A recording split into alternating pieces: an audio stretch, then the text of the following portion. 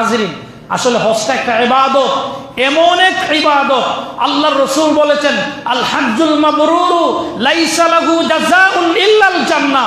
যে ব্যক্তি হজ্জে মাবরুর মানে পূর্ণবান, পরিপূর্ণভাবে একটি হজ আদায় করলো, আল্লাহর হাবিব বলেছেন লাইসা লাহু জাযাউন ইল্লাল জান্নাহ, আল্লাহ রাব্বুল আলামিন তার বিনিময় হিসেবে আল্লাহ জান্নাত দান করেন। তাহলে এই হাদিসগুলা বুখারী মুসলিম শরীফের হাদিস। প্যারে হাজিরিন, আমরা কেন বিলম্ব করি?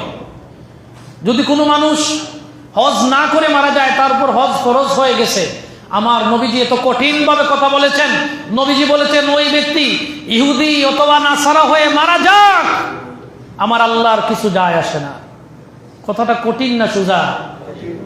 কত কঠিন যে ওই ব্যক্তি মুসলমান হয়ে মারা যাক আর ইহুদি নাসারা হয়ে মারা যাক, এতে আমার আল্লাহর কিছু যায় আসে না। এর মানে হলো হজ যাদের উপর ফরজ হয়ে গেছে, আমরা যেন হজটা আদায় করি, আমরা যেন বিলম্ব না করি, দুনিয়ার এই কাজগুলোকে যেন আমরা পিছনে রেখেও হজটা আদায় করি।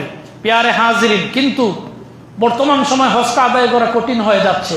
আমাদের দেশ থেকে প্রায় ৬-৭ লাখ টাকা একজন এখন লাগে। আমি আশা করব এই হজটাকে যেন সহজ করে দেওয়া হয়, কারণ এটা একটা ইবাদত। আজকে আমাদের পাশের দেশ ইন্ডিয়া, পাকিস্তান, তারা 2 থেকে 2.5 লাখ টাকায় হজে যাচ্ছে, 3 লাখ টাকার ভিতরে তারা হজে যাচ্ছে।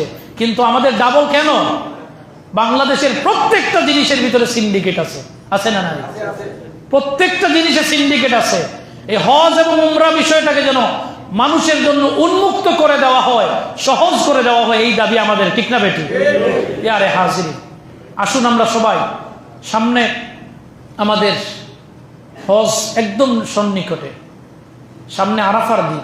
আরাফার দিনের এত গুরুত্ব, আল্লাহ রাসূল সাল্লাল্লাহু আলাইহি ওয়াসাল্লাম বলেছেন যেই ব্যক্তি আরাফার ময়দানে অবস্থান করলো, যেই ব্যক্তি জাবালে রহমত অর্থাৎ আদম আলাইহিস সালাতু ওয়াসাল্লাম এবং হাওয়া আলাইহিস সালাতু ওয়াসাল্লামের দোয়া কবুলের ওই জায়গায় এখনো চিহ্নিত আছে, ওই জায়গায় গিয়ে দোয়া যারা করবে, যারা তওবা করবে, আল্লাহ রাব্বুল আলামিন তাদের তওবাকে কবুল করবেন, তাদের জীবনের গুনাহ মাফ করার ওয়াদা করেছেন। সুবহানাল্লাহ, কিয়ামত পর্যন্ত।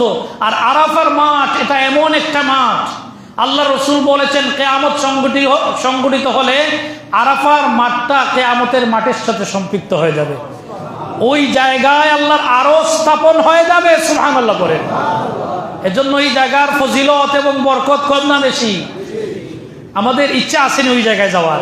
তাহলে সদা সর্বদা আল্লাহর কাছে আমরা দোয়া করব, আল্লাহর কাছে আমরা ভিক্ষা চাইব, আল্লাহ রাব্বুল আলামিন অন্তত জীবনে একবার তোমার বাড়ির মেহমান বানাও, আমরা যেন আরাফার মাঠে উপস্থিত হতে পারি, আমরা যেন মিনা মুজদালিফায় উপস্থিত হতে পারি, আমরা যেন আল্লাহর ঘর খানায়ে কাবার মাতাফের ভিতরে উপস্থিত হয়ে আমাদের চোখের সামনে যেন খানায়ে কাবাকে দেখতে পারি। সুবহানাল্লাহ, এগুলার ফজিলত আছে, আছে না নাই? আছে, এত ফজিলত।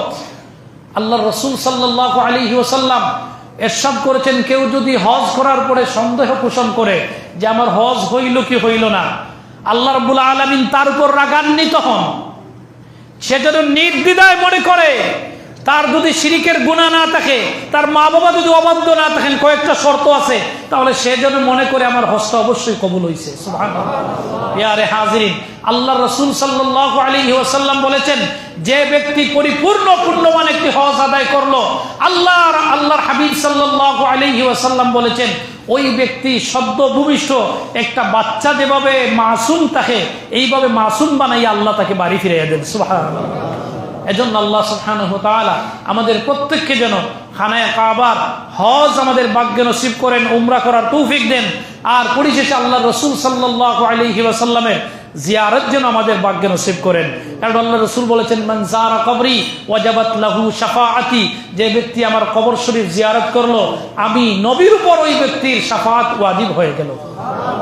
কিন্তু দুঃখজনক, গতকালকেও দেখলাম আহমদুল্লাহ সাহেব, উনি বলতেছেন মক্কা থেকে মদিনায় যাওয়ার কোনো প্রয়োজন নাই, মদিনাতে কোনো ফজিলত নাই। নাউজুবিল্লাহ পড়ে। আমরা তাদের জন্য পাগল।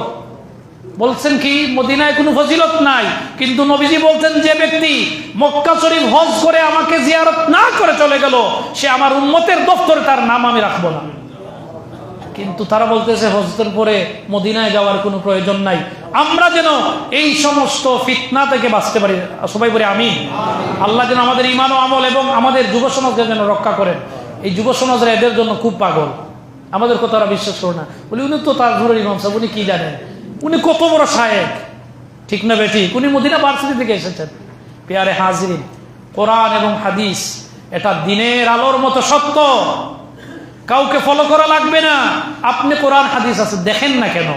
আল্লাহ রসুল মদিনায় যাওয়ার কথা বলেছেন কিনা হাদিসে আছে না নাই? উনার কথা কেন শুনবেন? আপনি একটু পড়ালেখা করেন, একটু যাচাই করেন, আমার কথাও কেন শুনবেন?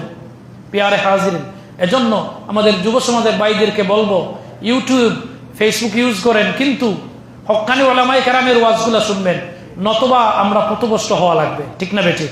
আল্লাহ যেন আমাদের ঈমান এবং আমলের হেফাজত করুন, পড়ি আমিন।